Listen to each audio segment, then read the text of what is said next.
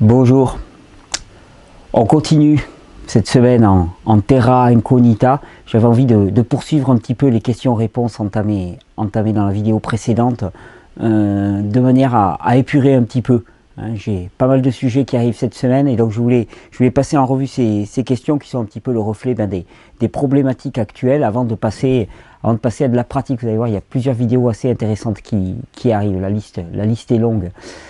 Vous avez vu, de toute façon, Terra Incognita, c'est avant tout mettre au défi nos représentations, nos habitudes, nos ornières intellectuelles finalement, et aller les mettre au challenge et les défier. Et donc dans ces 3 semaines, on va continuer à défier nos représentations, aller plus profond dans la compréhension et dans l'expérimentation, parce que c'est avant tout dans l'expérimentation. Ce n'est pas un savoir théorique, on va dire, que l'on construit, c'est un savoir pratique et efficace. On reprend tout de suite les questions pour pas perdre trop de temps parce qu'il y en a beaucoup aujourd'hui encore.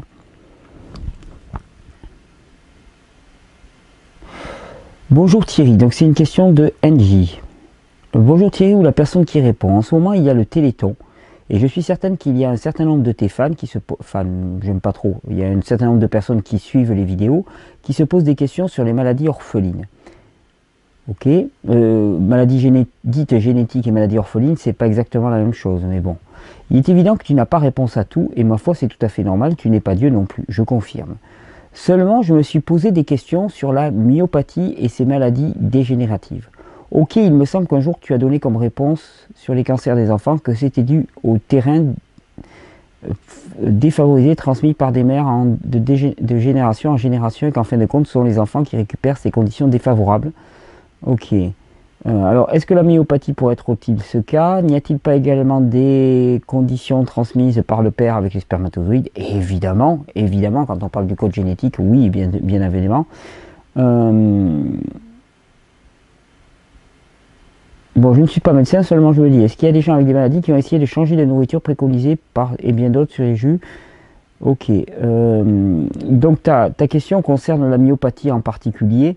Alors qui est une maladie neurodégénérative et les maladies génétiques en tant que telles. Alors myopathie, on va voir exactement la définition qui en est donnée.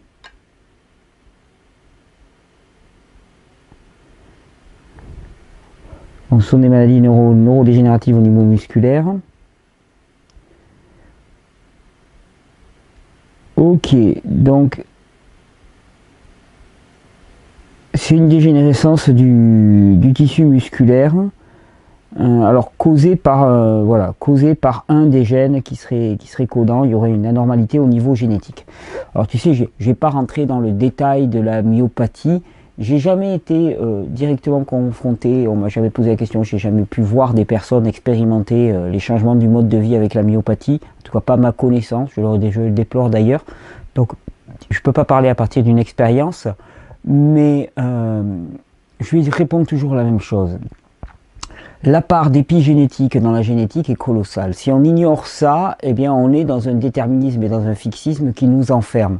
Si on n'ignore pas ça, alors on sait que de toute façon, quelle que soit la marge de progression qu'il peut y avoir, elle existe. Elle existe et elle est souvent colossale, quelle que soit la teinte génétique. Parce que dans le génome, il y a le microbiome aussi qui doit être pris en compte. Et le microbiome, c'est l'ensemble du génome aussi contenu dans nos intestins, non pas simplement contenu dans nos cellules, dans les bactéries qui peuplent nos intestins.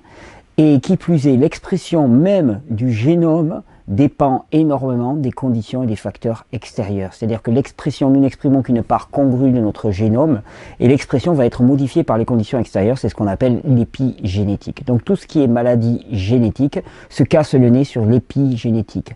Donc une maladie de dégénérescence des tissus nerveux au niveau musculaire, je pense qu'il n'y a pas de raison de ne pas tenter de réapporter énormément d'alcalinité, de renforcer le système nerveux, de nettoyer les intestins, d'apporter tous les éléments nutritifs vitaux de manière à ce qu'il y ait de la reconstruction pour le coup à ce niveau-là. Bien penser que les fibres des tissus Quand on les reconstruit, il faut du calcium, il faut du magnésium, il faut du collagène, il faut des acides gras, il faut des sucres pour fournir de l'énergie. Donc tout ça, on va le trouver dans les aliments vivants que nous pouvons consommer, les fruits, les légumes en grande quantité, des matières grasses de bonne qualité.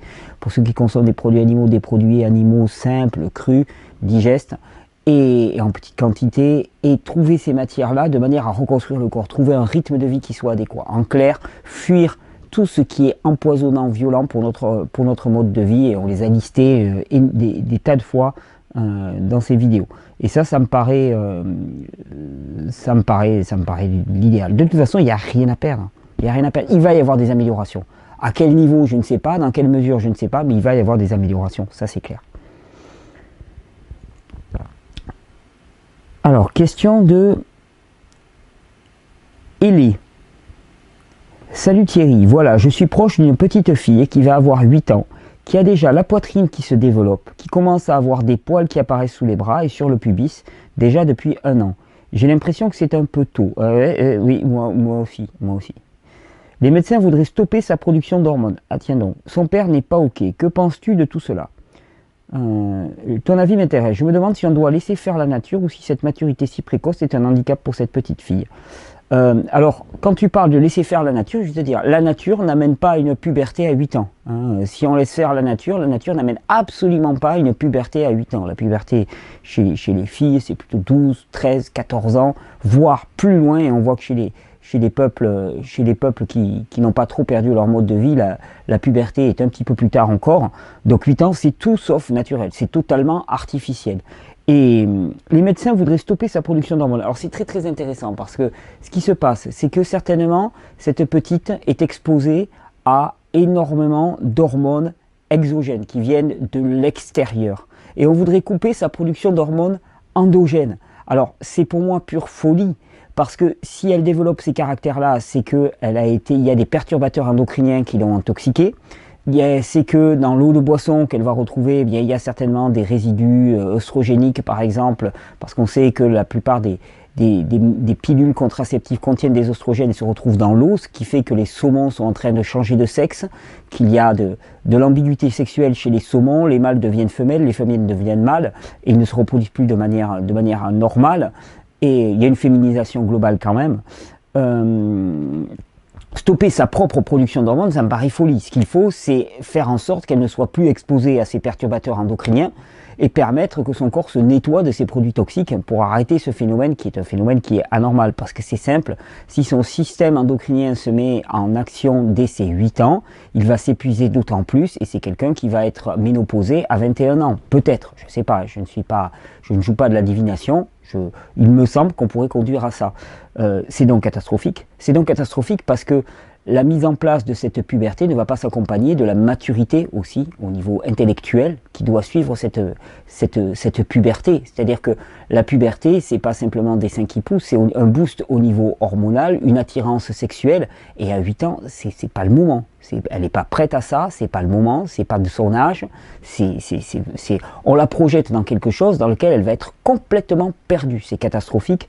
Je ne pense pas que stopper sa production d'hormones soit la solution, ça va même être catastrophique parce qu'une fois qu'elle va être stoppée, il faudrait savoir par quels moyens, mais les hormones font beaucoup plus que réguler la fonction sexuelle, donc ça va avoir toute une cascade de conséquences. Par contre, il faudrait lui permettre d'évacuer les perturbateurs endocriniens qu'elle a pu prendre. Alors là, je dirais que le réveil a commencé, mais c'est peut-être pour ralentir la progression. Déjà, le premier truc, c'est moi j'arrêterai les produits laitiers qui sont chargés d'hormones. Arrêtez les produits laitiers qui sont chargés d'hormones. Arrêtez la viande qui est chargée d'hormones. Et si elle consomme encore des produits animaux, qu'elle aille vers des produits animaux d'animaux qui ne sont pas piqués aux hormones, d'animaux qui ne sont pas piqués à l'hormone de croissance, d'animaux qui ne sont pas traités avec ces hormones, d'aller vers des produits laitiers crus plutôt que pasteurisés, et pareil, locaux, du lait de chèvre plutôt, du lait de brebis, du lait de chèvre plutôt, enfin des choses simples dans lesquelles elle ne va pas retrouver toute cette dose d'hormones. Ensuite, au niveau de l'eau de boisson, faire attention, boire une eau qui est plutôt filtrée, voire mieux distillée, ce qui serait idéal pour nettoyer, favoriser le nettoyage au niveau du corps, ça devrait permettre de ralentir tout ça. Mais c'est catastrophique en effet, c'est vraiment catastrophique. Il y a une féminisation globale qui se passe actuellement, et et la chose qui est intéressante, c'est qu'il y a une féminisation globale qui est liée à l'emploi massif d'hormones, enfin une féminisation, une perturbation endocrinienne globale qui est liée à l'emploi d'hormones, et le fait qu'on retrouve dans l'eau des rivières et dans l'eau de boisson souvent pas mal d'oestrogènes, fait qu'il y a quand même une féminisation. L'utilisation du soja aussi à outrance maintenant dans nos sociétés fait qu'il y a aussi un phénomène, parce qu'il y a des phytoestrogènes dans le soja, fait que ça conduit à un phénomène de féminisation. Or, c'est complètement fou. C'est complètement fou. Je veux dire, le type masculin et le type féminin doivent exister. Et on me parle souvent, il faut que l'homme redécouvre la féminité en lui, la femme redécouvre la masculinité en elle. Et pour moi, tout ça, c'est bidon. Je m'y suis perdu pendant des années et des années et des années. Redécouvre le féminin en toi. Et si ça veut dire que les hommes ne doivent pas être des brutes épaisses et avoir de la sensibilité, c'est normal. D'accord? Mais alors, redécouvrir le féminin dans l'homme, ça me paraît juste pure folie. L'homme à être homme, et le problème c'est qu'actuellement, les hommes sont de moins en moins hommes, et les femmes ont à être femmes. Et vouloir mélanger les deux, vouloir penser que les hommes vont faire le rôle des femmes et les femmes le rôle des hommes, ça peut paraître rétrograde, mais moi ça me paraît complètement aberrant. Alors c'est très dans l'air du temps, je sais, c'est très... les hommes s'occupent des tâches des femmes, enfin il y a des choses... Je veux dire, pour materner un enfant, il n'y a pas mieux qu'une mère. Je suis désolé, un père ne peut pas materner un petit enfant. Il va pouvoir lui donner de l'amour, de l'attention, mais il ne pourra pas le materner comme une mère. C'est biologiquement, c'est impossible. On se soustrait trop souvent, on ignore la biologie. On pense qu'on peut créer quelque chose de complètement culturel hors du naturel. Mais c'est pas possible. Notre biologie, elle se rappelle à nous. Alors les hommes qui veulent redécouvrir leur féminin, pour moi c'est bidon. Les hommes qui veulent retrouver un petit peu de sensibilité, ok, d'accord, mais ça passe pas par une féminisation des hommes, ça passe pas par des hommes qui se prennent pour des femmes. Et à l'inverse, des femmes qui veulent retrouver leur masculinité, c'est-à-dire retrouver leur capacité à décider par elles-mêmes, à ne pas être sous la tutelle d'un mari ou d'un compagnon ou même d'une société machiste, ça me paraît tout à fait normal, mais de là à se masculiniser, je ne vois aucun intérêt. On confond encore les rôles. Toujours pareil, je ne veux pas renvoyer toujours aux sociétés traditionnelles, mais dans les sociétés traditionnelles, les femmes s'occupent des enfants pendant que les hommes partent à la chasse. C'est pas pour rien. C'est parce que biologiquement, il y a des capacités qui sont différentes. Alors je sais qu'on prône de plus en plus le fait que la différenciation sexuelle serait quelque chose qui serait très fluctuant. Ça me paraît pure folie. Sur le plan biologique, il y a énormément de différences entre les hommes et les femmes. Nous ne sommes pas munis des mêmes capacités. Pourquoi? Parce que, quelque part, ce qui est attendu de nous n'est pas la même chose. Donc, je ne comprends pas. Pour moi, ça fait même partie d'une grande déviance que de vouloir mélanger les deux, que de vouloir faire une espèce de gloubi-boulga entre les deux, dans lequel les hommes doivent retrouver certaines fonctions des femmes, les femmes doivent retrouver certaines fonctions des hommes. Tout le monde est paumé, et d'ailleurs, ça fait des individus qui ne savent plus où ils sont, qui ne savent plus quelle est leur place, des hommes qui ne savent plus quelle est leur responsabilité dans la famille, et c'est catastrophique. On m'aurait tenu ce discours il y a quelques années, j'aurais dit « Ouh là là, mais c'est rétrograde, ça c'est vieille école et tout ce que tu veux ». Et heureusement, depuis, j'ai réalisé mon erreur, j'ai réalisé ma profonde erreur, et à quel point il était important de retrouver la vraie différenciation sexuelle. À ce niveau-là, pour moi, elle existe. Et c'est ce qu'on appelle de la rationalisation cognitive. C'est-à-dire que on voit un phénomène qui est en train de se passer, c'est-à-dire une féminisation des hommes et un mélange des sexes d'une certaine manière, parce que nous sommes soumis à des perturbateurs. Et donc, on crée toutes des théories fumeuses et tout un état d'esprit qui nous permettent de trouver ça normal et de ne pas se rebeller. C'est juste de la rationalisation, ça. On justifie des choses qui sont du domaine de la normalité en disant, ben voilà, c'est comme ça que la société fait que nous évoluons. Non. On est malade de ça, au sens propre du terme. Et la maladie n'est pas quelque chose de honteux, c'est juste un déséquilibre. C'est pour ça que les personnes qui ont une dysbiose intestinale qui leur fait développer des phénomènes de schizophrénie, d'autisme, de dépression profonde, ne sont pas coupables de quoi que ce soit, n'ont pas à être honteux. Et d'ailleurs ça c'est quelque chose qu'il faudrait aussi réhabiliter.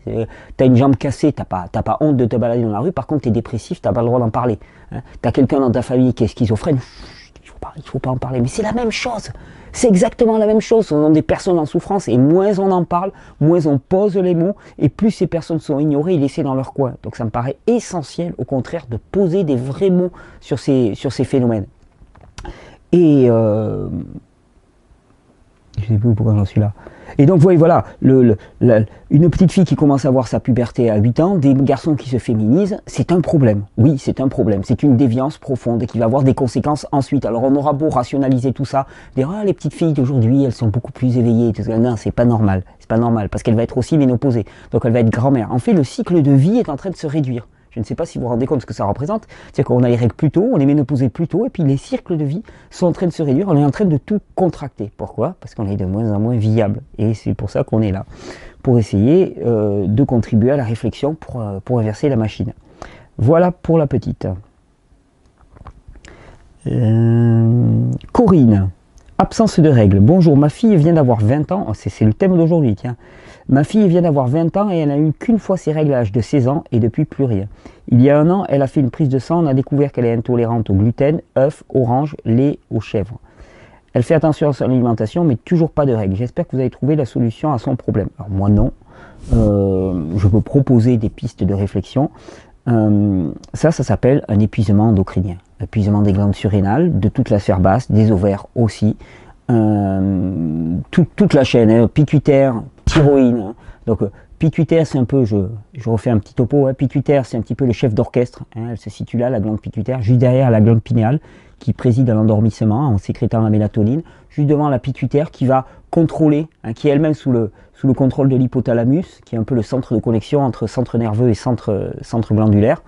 Et la pituitaire, eh bien, va venir contrôler tous les autres glandes. La thyroïde en particulier, hein, qui est la glande du métabolisme. Hein, c'est elle qui fait qu'on va avoir chaud ou froid. C'est elle qui va régler le rythme cardiaque. Hein, c'est elle qui va régler les échanges. Et en fait, la glande thyroïde, elle joue en augmentant ou en diminuant l'apport d'oxygène aux cellules. Donc on est en hypothyroïdie, on est aussi en hypoxie. C'est-à-dire qu'on n'a pas assez d'oxygène qui arrive au niveau des cellules. Et que pour régénérer cette glande thyroïde, il est d'abord essentiel de décongestionner dans cette zone, premièrement, et ensuite de lui donner des éléments nourriciers. On sait que les algues, tout ce qui contient de l'iode, va bien favoriser le fonctionnement de la glande thyroïde, de manière à relancer le fonctionnement de ces glandes thyroïdes, mais que la plupart du temps, elle attend simplement, elle est congestionnée, elle est complètement congestionnée, elle n'est plus alimentée elle-même, elle ne peut plus assurer son rôle d'alimentation.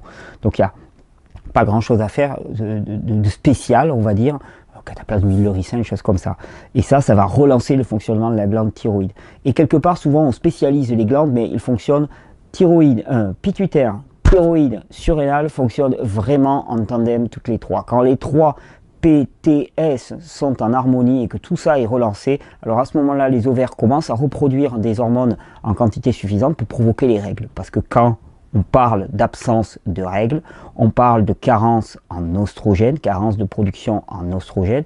Les oestrogènes sont produites à partir de la prégnénolone, une prégnénolone qui est une hormone qui est synthétisée au niveau du cortex surrénalien, donc des glandes surrénales, à partir du cholestérol. Si les glandes surrénales sont épuisées, il n'y a plus de production de prégnénolone, donc il n'y a plus de production d'oestrogènes. D'ailleurs, j'imagine que ta fille n'a pas des caractères sexuels secondaires très développés, petit sein, certainement, pas beaucoup de féminité, pas beaucoup de formes féminines. Ça, c'est juste le signal d'un épuisement endocrinien majeur. Alors, comment y répondre? Premièrement, en arrêtant de soumettre le système endocrinien à des agressions. Donc, réforme du système alimentaire. Ça, j'ai l'impression que vous avez déjà commencé. Elle est intolérante au gluten, comme tout le monde, aux œufs, aux oranges, au lait, aux chèvres. Il s'agit de rétablir une muqueuse intestinale qui fonctionne de manière correcte, parce que sinon ça va aller de pire en pire. Ensuite, soutenir le système nerveux et endocrinien. Pour cela, il y a tout ce qui est déjà vitalisant, c'est-à-dire les fruits et les légumes crus, si possible, qui sont chargés d'énergie vitale et qui vont au contraire l'épuiser, qui vont lui apporter l'énergie. Le sommeil, bien évidemment, le repos, les massages, tout ce qui est technique de régénération à ce niveau-là. Les plantes adaptogènes. Il y a une plante pour la sphère féminine qui est très intéressante, qui s'appelle la shatavari, S-H-A-T-A-V-A-R-I,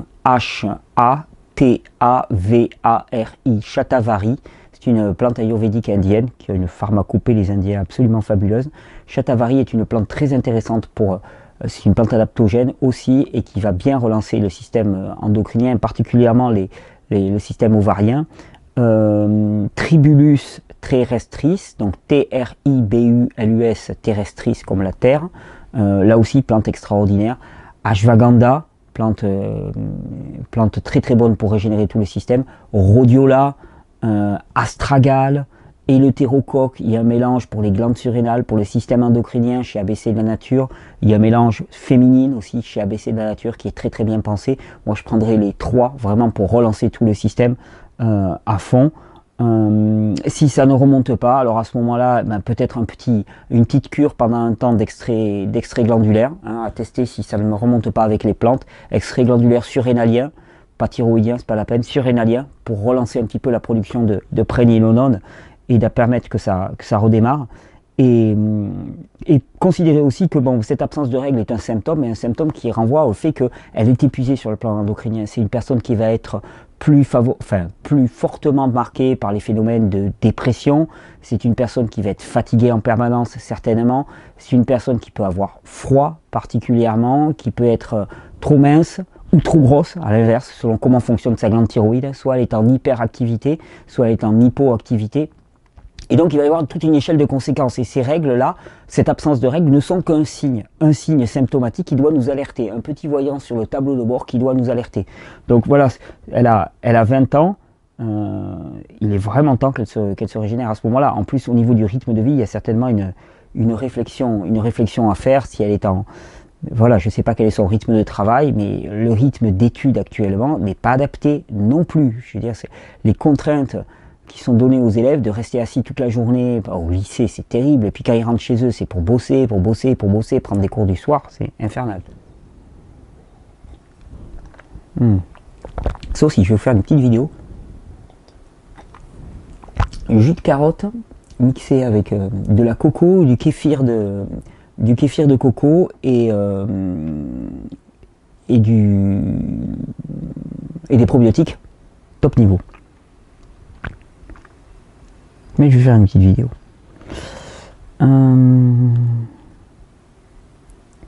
Question de Martin.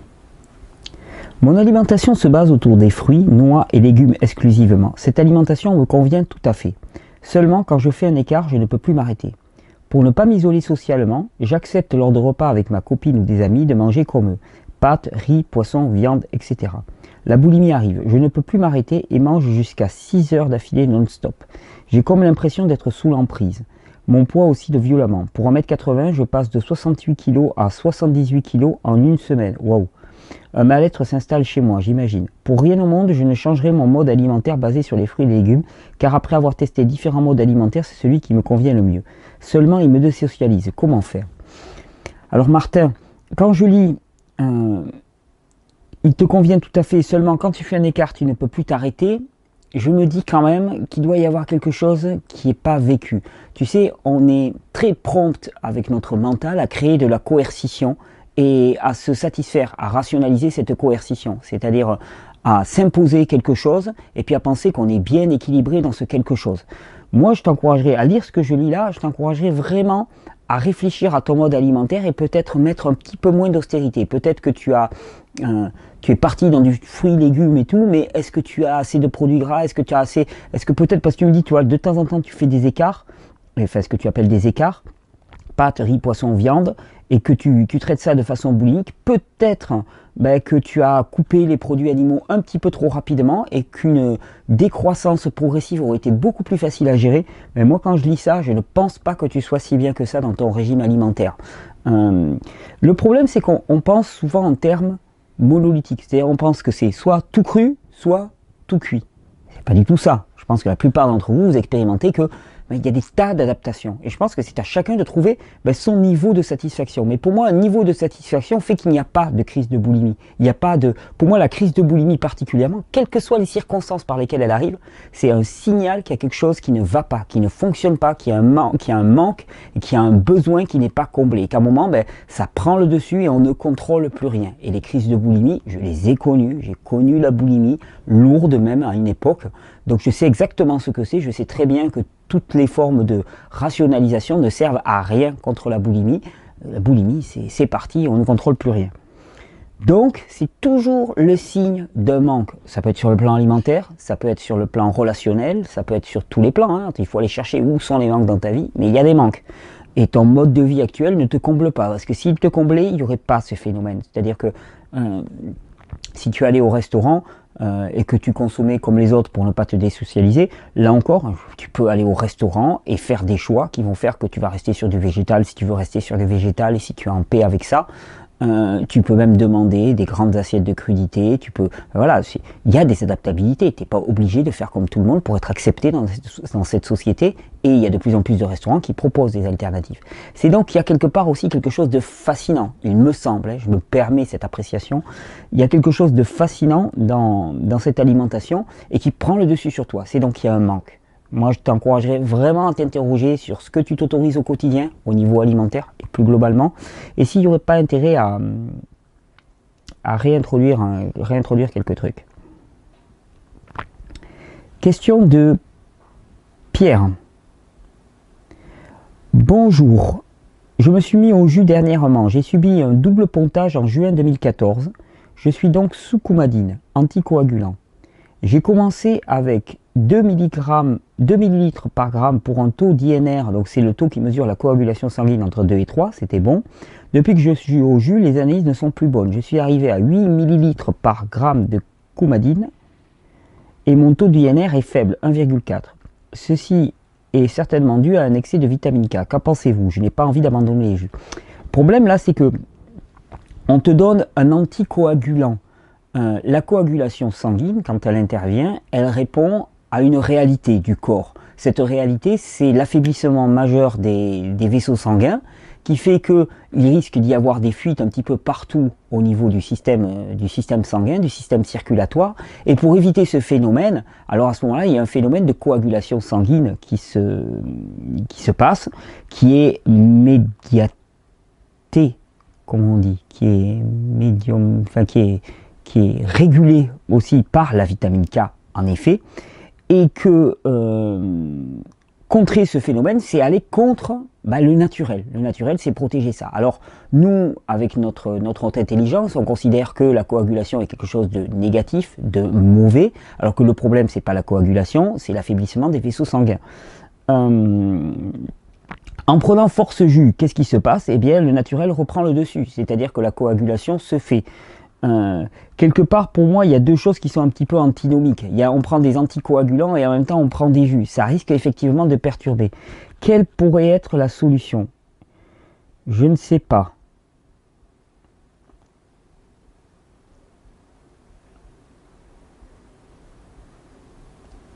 C'est compliqué parce que lâcher complètement la coumadine d'un seul coup, c'est un sacré pari qui pourrait être tenté. Je connais des gens qui l'ont fait, qui s'en sont retrouvés très très bien. Mais c'est un pari, hein, c'est notoire, il faut pas le nier. En même temps, continuer comme ça, j'ai pas vraiment de solution. Moi, ce que je ferais quand même, c'est que je laisserais passer 2-3 semaines, au besoin en augmentant la coumadine, en ne m'inquiétant pas quand même si mon taux d'INR est faible, et de laisser 2-3 semaines que le système il se rétablisse de lui-même, il se rééquilibre, et voir si l'homéostasie fait. Parce que des fois, on est prompt à réagir, à s'inquiéter, parce qu'avec nos analyses, là, ils nous inquiètent tout de suite. Moi, si j'étais à votre place, Pierre, voilà ce que je ferais. Après, je suis pas... Enfin voilà, chacun fait un choix individuel, mais moi, je laisserai le système se réguler, se remettre en place, observer. C'est pas parce qu'une analyse est mauvaise qu'il y a le feu. Voilà.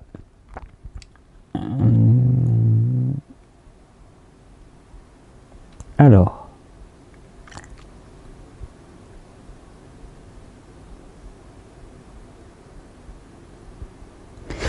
Alors, question de Sandou. Bonjour, dans la rubrique vos questions, le lien sur les colopathies fonctionnelles ne fonctionne pas.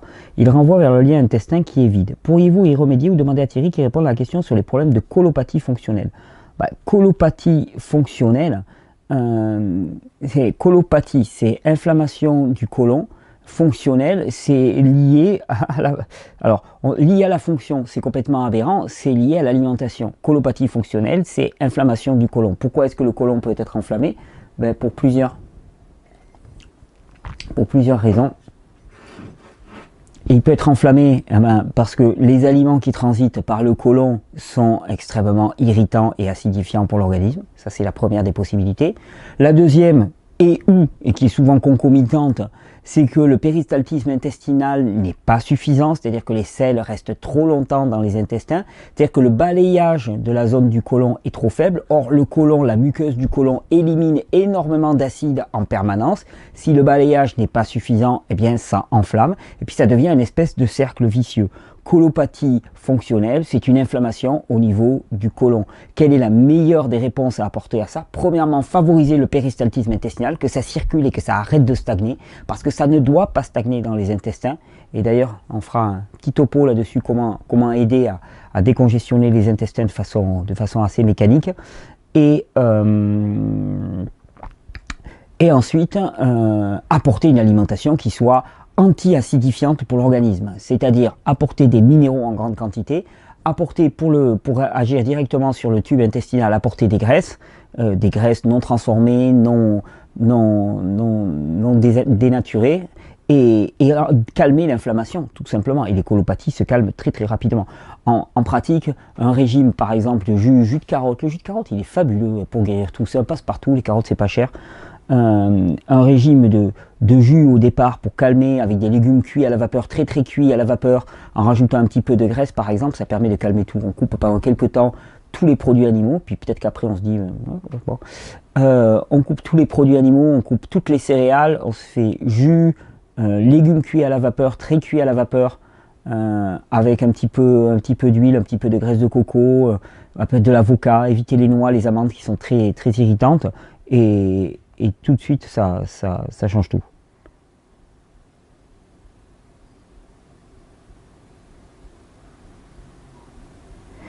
Alors, Yann qui m'envoie une question. Bonjour Thierry, il y a quelques jours j'ai eu la chance de voir une iridologue et cette personne a vu et m'a montré, elle prend une photo de chaque œil, ça c'est relié à un ordinateur portable, un cercle blanc autour de l'iris qui commence à se former autour de chaque œil. D'accord, c'est ce qu'on appelle le cercle de cholestérol ou le cercle de sodium. Et ça c'est visible souvent et parfois d'une manière très marquée chez les personnes âgées. Oui, c'est vrai. Ça indique un durcissement des artères la plupart du temps. Sauf que moi j'ai la cinquantaine et non 65-70 ans. Et ouais. Et pour l'iridologue qui a vu dans mes yeux ce cercle blanchâtre qui se forme, c'est un signe de fuite des minéraux qui se fixent autour de l'œil. Ma question, je ne suis pas du tout d'accord, les signes que l'on voit dans les yeux ne correspondent pas à des atteintes au niveau des yeux en iridologie. Ça c'est ce qu'on appelle le cercle de cholestérol ou le cercle de sodium. Alors l'iridologie, il faut bien repréciser, au niveau des yeux, ce que l'on voit c'est des réponses nerveuses. Comment est-ce qu'on peut voir du cholestérol ou du sodium dans le corps? Eh bien on le voit parce qu'ils amènent à un durcissement, à une rigidification des artères, et que c'est cette rigidification que l'on voit sous forme nerveuse se traduire au niveau de l'œil par ce petit cercle blanc qui apparaît autour de l'œil. Ma question, si j'apporte en direct tout plein de minéraux en prenant de grandes quantités de jus de fruits et légumes, dans 2 ans j'aurai les yeux d'une personne de 20 ans plus âgée que moi. Pourquoi cette fuite de minéraux? Non, pourquoi tu auras les yeux d'une personne de 20 ans plus âgée que moi? Il n'y a pas de fuite de minéraux. Il n'y a pas de fuite de minéraux pour moi, il y a que certainement tu as tout ton système cardiovasculaire qui est sacrément congestionné et engorgé et que les jus vont permettre de décongestionner tout ça. Ça me paraît... mais il n'y a pas de fuite de minéraux, je ne pense pas.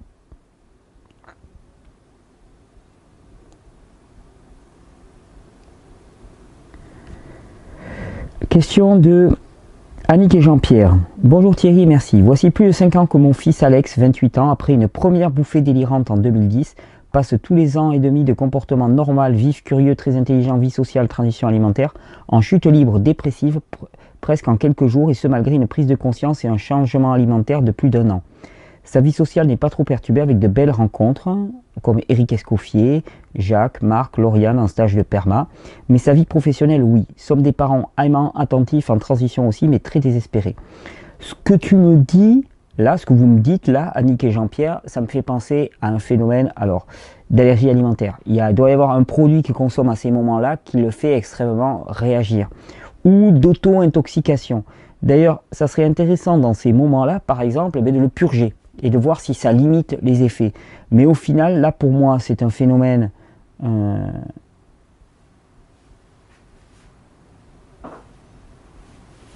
Et puis après, c'est un phénomène qui s'auto-alimente. C'est-à-dire que quand il est tombé dans la spirale dépressive, je pense qu'ensuite, il ne refait plus surface. Pour moi, là, la priorité, ça serait vraiment d'arriver à cerner, et ça peut être même dans les fruits et légumes. Il y a des gens qui me disent oui, mais les fruits et légumes, ça ne peut pas faire réagir. Tu parles. Il y a des gens qui sont allergiques aux oxalates, qu'on va trouver même dans l'épinard cru, aux salicilates. Il y a des gens qui sont allergiques aux FODMAPs. Ce qu'on appelle les FODMAPs, ce sont des chaînes de fibres chaînes courtes de fibres qui vont venir fermenter dans l'intestin grêle et qui vont amener à une prolifération bactérienne. Donc les légumes ne sont pas exempts de dangerosité pour les personnes qui sont en dysbiose profonde. C'est pour ça que les régimes les plus stricts, on va dire, en termes d'élimination, hein, quand une personne n'y arrive plus du tout, souvent on dit, bon, qu'est-ce qui passe bien? Les bouillons. Hein, les bouillons, ça passe assez bien en fonction des produits qu'on va mettre dedans. Mais le bouillon de carotte, la carotte passe assez bien. Elle est très peu allergisante pour bon nombre de personnes. Les matières grasses, ça oui, les matières grasses vont relativement bien passer, particulièrement si des matières grasses saturées, parce que si c'est des insaturés pour les personnes qui sont en dysbiose profonde, ça mène à des réactions. Et c'est là où on arrive avec ces phénomènes aberrants de personnes qui ne tolèrent plus les matières grasses végétales parce que la plupart sont fortement insaturées et tolèrent beaucoup mieux les matières grasses animales, aussi étranges entre guillemets que ça puisse paraître. Et réintroduire les aliments progressivement et voir qu'est-ce qui le fait disjoncter, entre guillemets. Parce qu'après, une fois qu'il est parti en dépression, j'imagine qu'il doit manger à peu près n'importe quoi, et puis le phénomène s'accentue. Ça, c'est un premier... Les bouffées délirantes, pour moi, c'est toujours un problème intestinal. Une auto-intoxication, une recrudescence d'une bactérie, une exposition à une bactérie. Je ne sais pas qu'est-ce qu'il peut y avoir à ce niveau-là, mais moi, j'entreprendrai un gros travail de nettoyage et de réhabilitation de la muqueuse intestinale. On n'imagine pas, ça paraît une réponse un peu stéréotypée, et pourtant c'est vraiment ça. C'est-à-dire que quand tu as renforcé tes glandes surrénales et que tu as un glande surrénale et tout le système endocrinien et que tu as un intestin qui est à peu près costaud, je peux te dire que tout le reste se fait de façon homéostatique dans le corps. C'est-à-dire que s'il y a encore des choses à régler, hop, ça remonte de lui-même. En tout cas, tous ces bouffées délirantes pour moi correspondent à des auto-intoxications au niveau de l'intestin.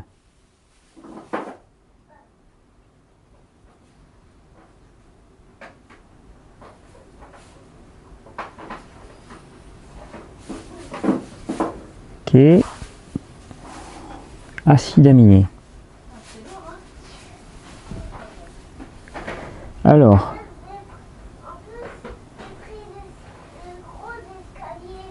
bonjour à tous, c'est une question d'Eugène. Mon frère et moi avons changé vers l'alimentation crue il y a de cela 9 mois. Il y a peu, mon frère a commencé à avoir des malaises. Il a été allé voir une naturopathe pour avoir une idée de ce qui n'allait pas chez lui. La réponse qu'il a reçue se résume à ceci: présence d'albican, de candida albicans, salive et urine plutôt alcalines et finalement manque d'acide aminé. Ouais. Autant dire que la dernière partie m'a un peu troublé car je croyais que la question des protéines était entre de bonnes mains avec les fruits et les légumes. Donc le verdict final de la naturopathe fut de proposer d'intégrer des légumineuses et d'augmenter les noix. Ayant mis de côté les légumineuses depuis un bon bout, faire ce pas en arrière nous a mis dans l'inconfort. Il faut comprendre qu'ayant le même parcours de vie que mon frère, je me sens autant concerné que lui par ce diagnostic. La différence est que son foie et ses reins fonctionnaient au ralenti. En définitive, quelle alternative pourrait se proposer à nous dans le cadre du cru pour avoir accès à toute la palette des acides aminés? La question des acides aminés est rarement la question. Enfin, je veux dire, il faut réellement regarder un petit peu. Tu prends un bébé, combien il a d'acides aminés dans le lait maternel? Très peu. Il a des sucres et des graisses, des sucres et des graisses, des sucres et des graisses. Et c'est souvent ça les facteurs limitants. Je pense que si ton frère a fait des malaises, c'est peut-être parce qu'il a un foie et des reins qui fonctionnent au ralenti et que c'est ça qui serait à soutenir. Peut-être qu'il supporte mal la détoxination qui pour lui est plus violente que pour toi. Ça c'est très possible parce qu'il y a des différences même si vous êtes frères, mais je doute. Je veux dire, les carences en acides aminés, elles se retrouvent chez les personnes anorexiques fortes, mais sinon j'y crois pas, j'y crois absolument pas. Tiens, encore une question sur les acides aminés. Bonjour, avant de commencer l'alimentation physiologique, un petit SOS concernant les acides aminés. Question d'Elisabeth. J'ai appris pendant mes études de biologie qu'il y avait une catégorie d'acides aminés dits essentiels que l'on ne retrouve que dans les protéines animales, donc dans les produits animaux. J'ai bien vu la vidéo sur les protéines, mais je me demande si l'alimentation strictement végétale ne provoque pas une carence en acides aminés essentiels. Non, parce qu'il y a tous les acides aminés essentiels. Par exemple, dans la banane, dans la tomate, tu vas retrouver tous les acides aminés essentiels. Donc il n'y a aucun problème de ce côté-là. Pas dans les mêmes proportions que tu vas trouver dans les produits carnés, mais ce n'est pas une raison. Les produits animaux ils ne sont pas intéressants par l'apport protéique. qu'ils apportent, mais par l'apport graisseux saturé, quand il y a un problème à ce niveau-là. D'autre part, ton foie est capable de reconstruire à partir des acides aminés de base tout ce qu'il veut. Donc les recombinaisons capables d'un foie qui fonctionne de manière adéquate sont incroyables, infinies. Donc il s'agit avant tout d'avoir un foie qui fonctionne de manière adéquate, et les acides aminés, c'est loin d'être le problème. Mais de toute façon, tous les acides aminés essentiels, tu les retrouves dans le règne végétal.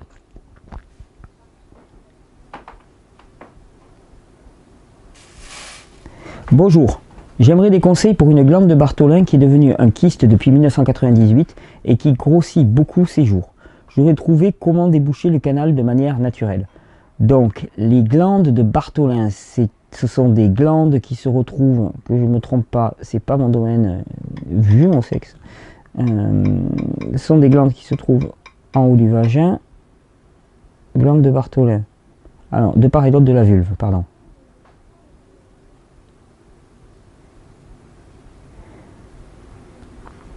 Bon, donc c'est toute la sphère sexuelle qui est engorgée. Donc, glande de Bartholin, qui est devenu un kyste depuis 1998 et qui grossit beaucoup ces jours. Comment déboucher le canal de manière naturelle? Pour tout ce qui est kyste et choses comme ça, il y a vraiment un remède entre guillemets naturel absolument fabuleux.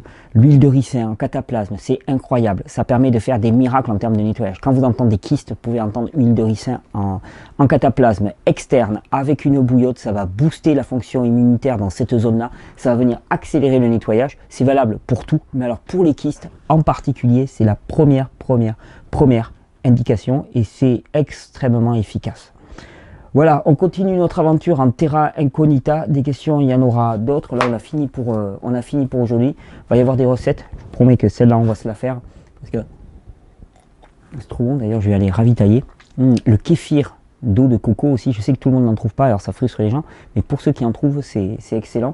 Mais on peut faire du kéfir aussi, du jus de carotte. Et ça, tout le monde a du jus de carotte. Kéfir de jus de carotte. Vous mettez des ferments de kéfir dans le jus de carotte. Vous allez voir un petit peu ce que ça peut donner. C'est absolument extraordinaire. Et des recettes, des techniques, des terra incognita, quoi. Bienvenue et bonne régénération.